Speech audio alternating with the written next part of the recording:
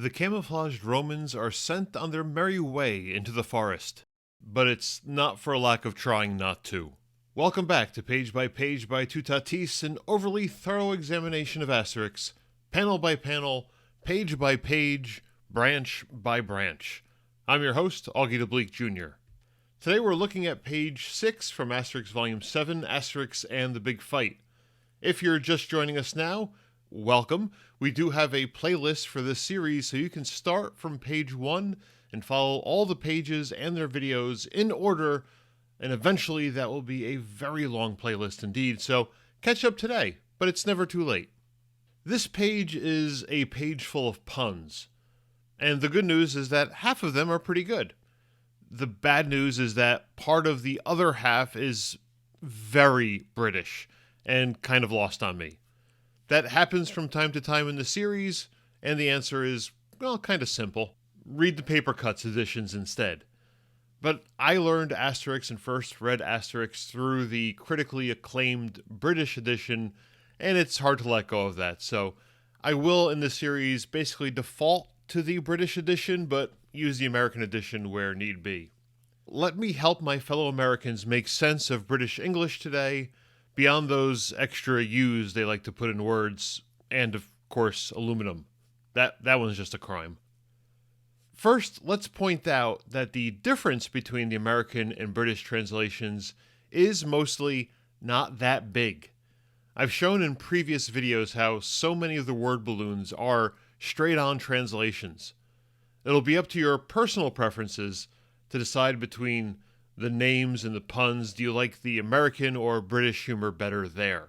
In these two panels, for example, the dialogue feels very British on the left and very American on the right. I can hear the repeated right with a British accent of some sort, while okay sounds much more American. One's not better than the other, it's just a slight difference to accommodate how the dialogue would sound more natural to the intended readership. I just happen to like British comedy style better, but swings and roundabouts and all that. 6 of one, half dozen of the other? I don't know, Bob's your uncle. Then there's something like this. This top half of the page where the centurion gives the brigade their orders is filled with jokes about the jug. You'll find yourself in jug. Find myself in jug right away. The hare didn't get jugged. It's pretty obvious from the start that the jug is really the jail, but it reads really weird to an American ear who doesn't know that in advance. It's not part of our parlance, our slang over here at all. Thankfully, we still have Open Scrawl's Asterix annotations, which tell us that jugged hare is a rabbit cooked in a covered earthenware container, which I guess is better than tripe? Ugh. Don't get me wrong here. I love British comedy. Give me Blackadder any day. Red Dwarf, Faulty Towers, Hitchhiker's Guide to the Galaxy, especially that one, which is responsible for so much of my sense of humor. The Real Office. Yes, I said that. The Real Office, kids. Fleabag, Black Books, The IT Crowd, Coupling. My God, that was an amazing show. And looking back at this list, about half of them have had American versions, or at least tried to, but really only one of them has ever taken off. But jugged hare, or maybe it's jugged hare, I have no idea. Not my thing. The American edition fixes this for American readers. Gone are the hare references. There are references to being confined to barracks and acting like a worm, and honestly, that's good enough. It doesn't add much, but it doesn't confuse either. You wretched worm leads to couldn't worm your way out, so there's that continuous wordplay that Asterix is well known for. The second half of the page is much more accessible, as the camouflaged soldiers do rapid-fire tree jokes, basically. The British edition pulls off a pun with the word cops, though, so extra points to them for that level of specificity and punnage.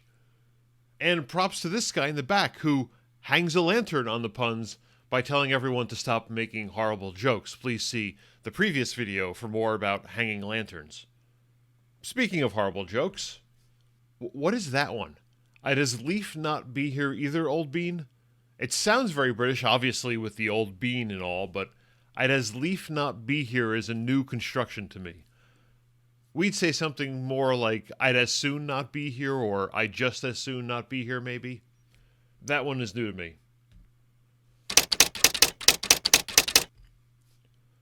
One of the biggest issues with drawing comics is showing movement. Comics are still images. Time is what happens in the gutters between panels. Your mind fills in the blanks to create the motion between one panel and the next. Some digital-first comics have experimented with panels that move, but they don't seem to have caught on that much. It's in an awkward space between comics and animation that it seems nobody wanted. People just want to read comics, even if they have to scroll down a page. Ugh. But there are ways to cheat around this limitation using the language that's developed in comics for it. Uderzo uses the power of the comics format to his advantage. There isn't a panel on this page that doesn't include movement he's drawn to great effect, no matter how little or how large. We've discussed this in previous videos in isolated panels, but it really jumped out at me on this page, so I'm going to spend a little bit of time with it here in this video to talk about it now. Let's look at how characters can move in still images and how they help to tell the story. In panel 1, it's subtle, but Nimbus is once again shouting while staying planted on the ground. His feet are right there, hard on the ground together. I just said planted. It's a pun, like all the plant puns in the British edition of the book. I hope you've read the page already. If so, you'll realize how good I am there. My pun was unintentional, but I like it, so I'm keeping it in. Anyway, you'd think there'd be no movement here, but Uderzo draws two sets of lines you register. The first being this energy coming out of his mouth. You could argue that it's spittle flying out. That's fine, I can buy that. But then look behind his head and you can see the two lines back here as well to show that his whole head is shaking, it's vibrating because he shouts so loudly. In panel 2, there's more of Nimbus shouting with the spittle coming out of his mouth over here and his head vibrating with a couple of lines over here just to the right. But look at Caucus next to him. Look what he's doing as he's waving his finger, as he's pointing his finger at the soldiers and wagging his fingers at them, really. He's giving them instructions, but he's also pointing at him like a little kid and telling him he had better do this thing. He's challenging them, warning them, and talking down to them all at the same time just a little bit. And that's done not through repeated short lines showing movement, but through the repetition of his hand moving back and forth right here in this arc.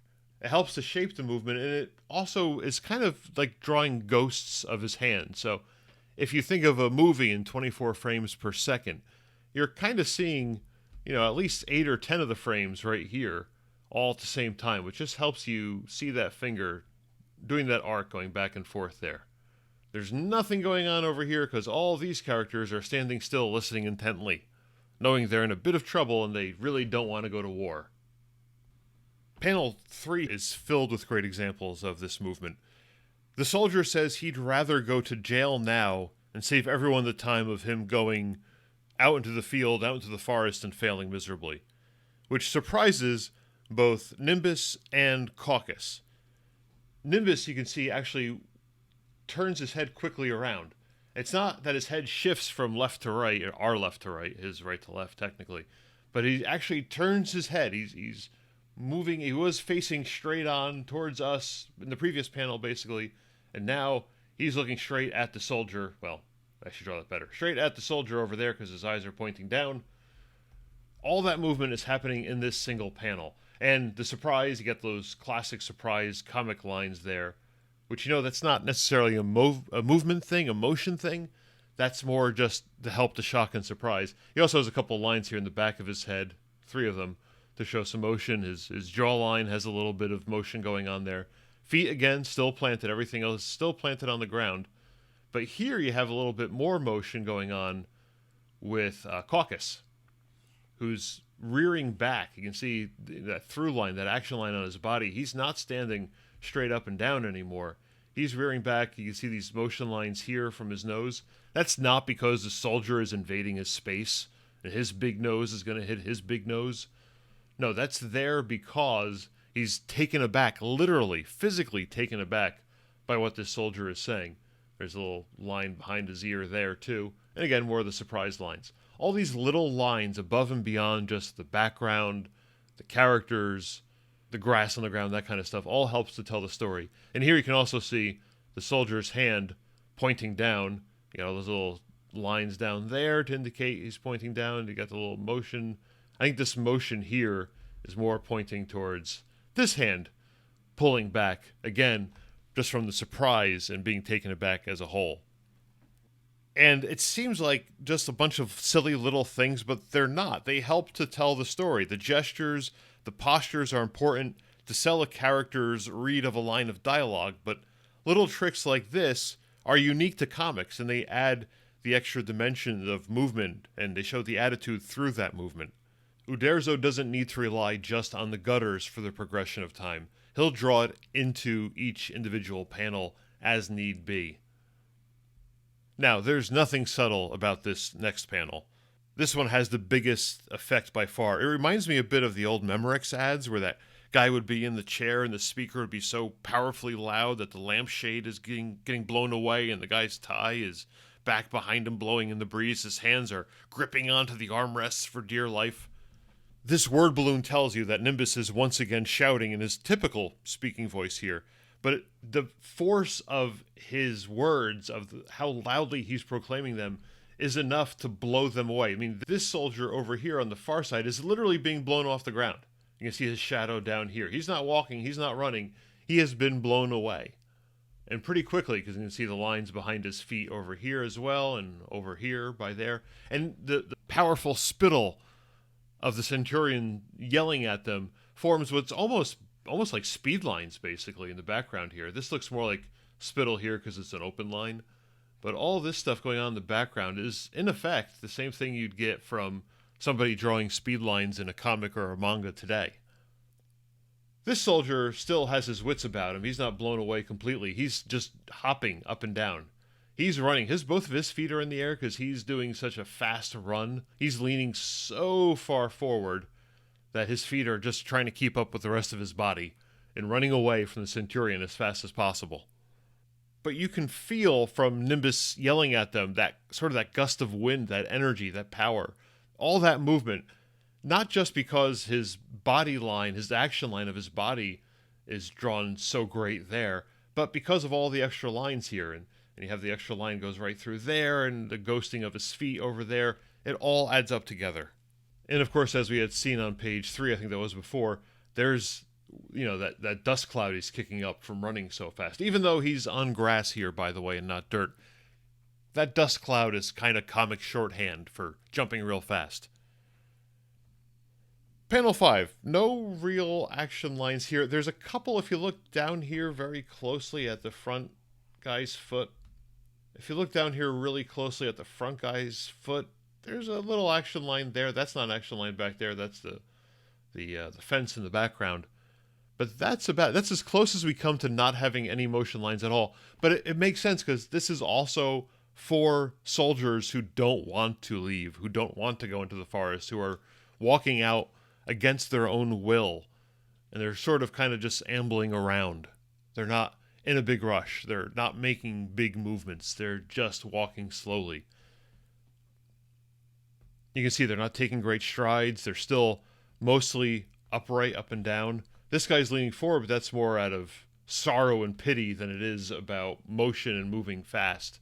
Most of these guys are standing straight up and they're just marching out as slowly as they can so they don't get killed.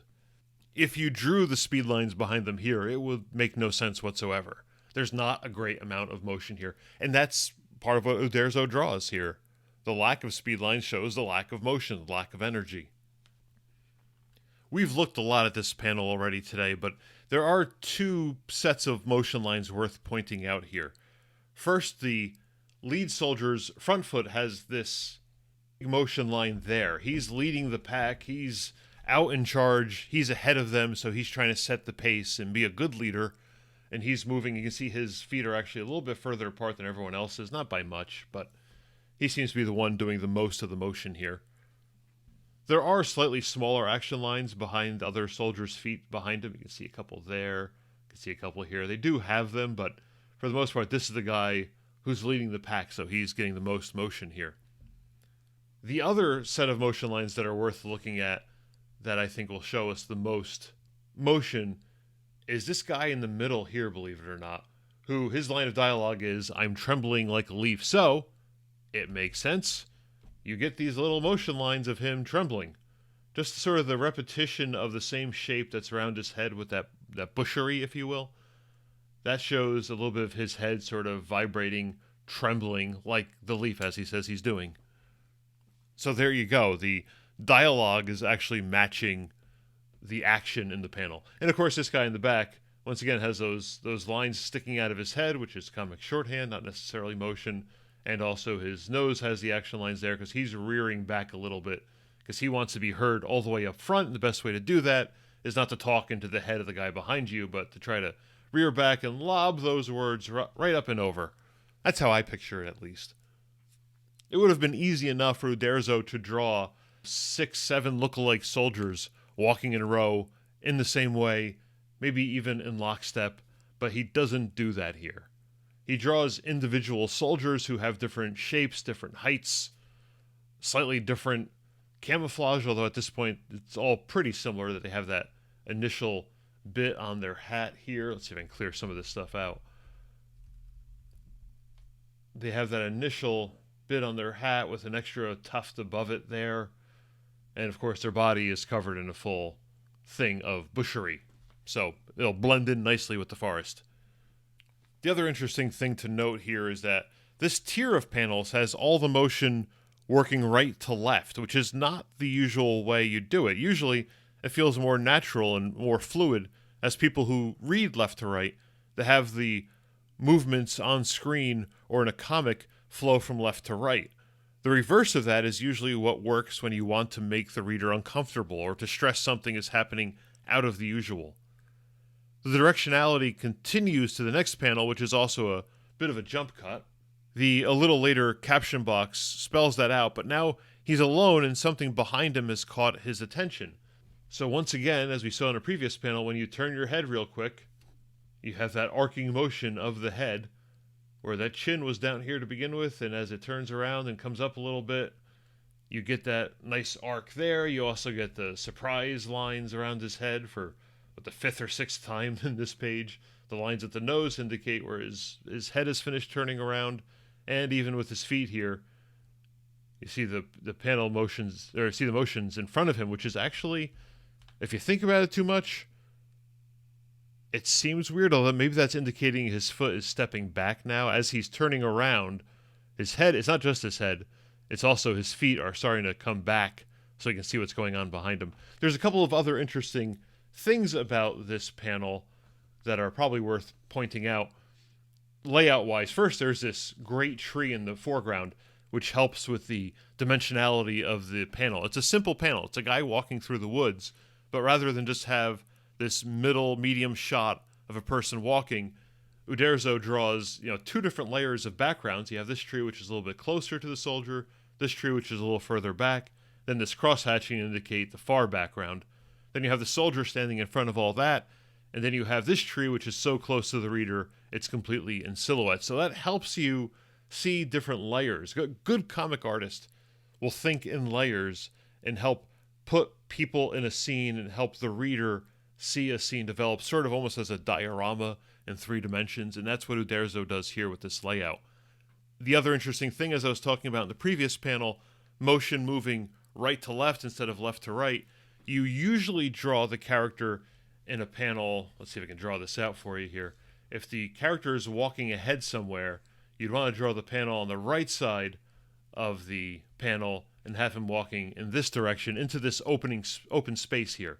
That will lead the reader's eye more towards the character moving forward.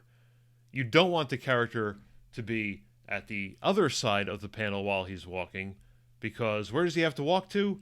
This wall, basically. The end of the strip is the wall, the end of the panel there. You don't want him walking into a line. You know in your mind that it's a comic book. He's not going to walk into a black line unless it's a different comic altogether.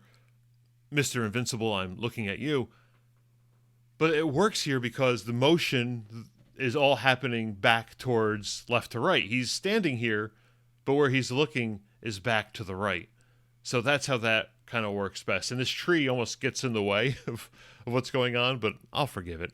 There's a lot of stuff going on in this panel, and it does work. As a reader, you see it fine. It's only when you start breaking it down piece by piece that you start considering what's perfect. And don't let the perfect ever be the enemy of what's really, really good.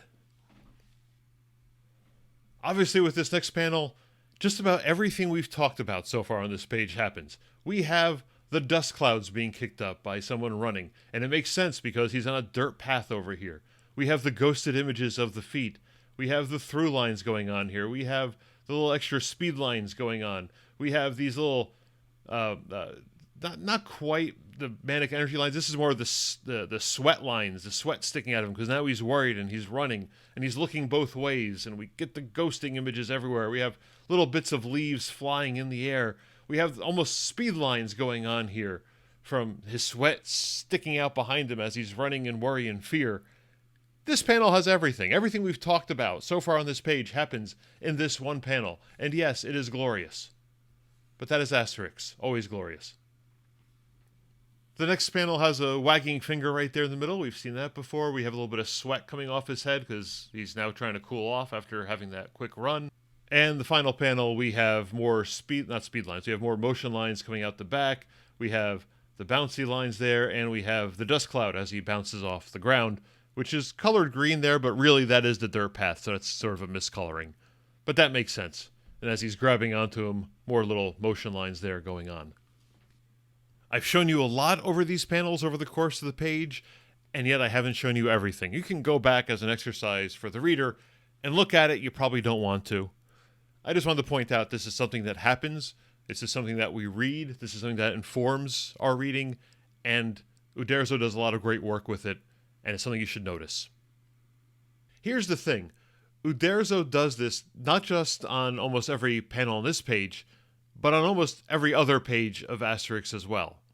It just happened that this is where I noticed it really rampantly for the first time and wanted to take the time to talk about it. And now neither of us will be able to unsee it. We'll be looking for the most subtle indication of movement in every page, and we will be able to find it.